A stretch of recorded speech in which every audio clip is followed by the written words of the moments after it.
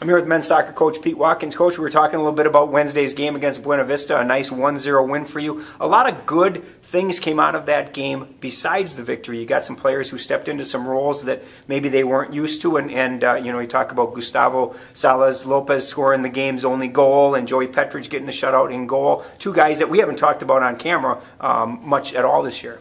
Yeah, it was a great opportunity for both those guys and several others to step in and really kind of show the team that they can contribute. They can be counted upon in big games. And Joey had to make 2 or 3 saves late. You know, he didn't have much to do for a lot of the game, and then had to come up big, which is hard for a goalkeeper.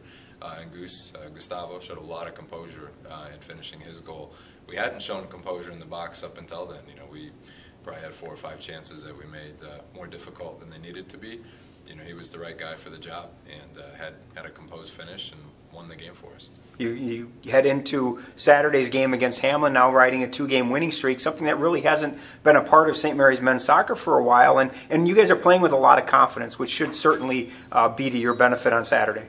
Yeah, it's a massive game, a huge game for us, and Hamline's going to come in here looking for their points in the league. We've seen them play a couple of times. I know they've seen us play a couple of times. It's going to come down to just who really wants it more. And I think our guys are now to the point that they recognize what it takes to win in the MIAC. And at home, under the lights, we expect their best effort. You know, it's surprising with so many freshmen that you play. They play with a lot of poise and a lot of, and again, a lot of confidence. You look at the Buena Vista game; it was 0-0 heading into the second half, and there was no panic in the team or you know, anything like that. They just continued to play their game and wait for their opportunity. Yeah, I think that lends a lot to the type of kid that we recruited. We spent a lot of time in Chicago and some other places finding guys that are playing in men's leagues and playing at a good level of soccer, even as high school seniors.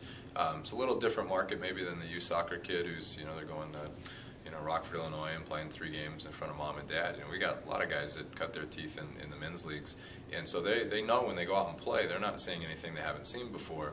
We still have to gain experience, we still have to get better, but no, they're not intimidated because they step onto the field with that experience in their back pocket, and that's been good for us. Saturday night's game against Hamline, like you said, is a big game for both teams. Any game in the MIAC is important. One of the things you can't control is the weather, and obviously you listen to the weather forecast. I'm sure you're on weather.com or whatever it is, and it's supposed to be a really ugly night in terms of weather. How, as a coach, do you prepare the team, or how does the team prepare to make sure that the elements don't play a factor in the game? Yeah, I mean, for our guys, it's both teams have to play in it. You know, obviously we're home on turf. They're a grass team, so I think it's going to be, they'll be more out of their element than us. And once the game kicks off, you're so focused on just doing your job that hopefully the weather doesn't matter.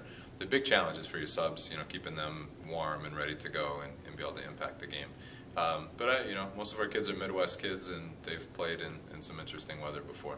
7 o'clock Saturday night, Okremovich Field against Hamline. Good luck, Coach. Thank you.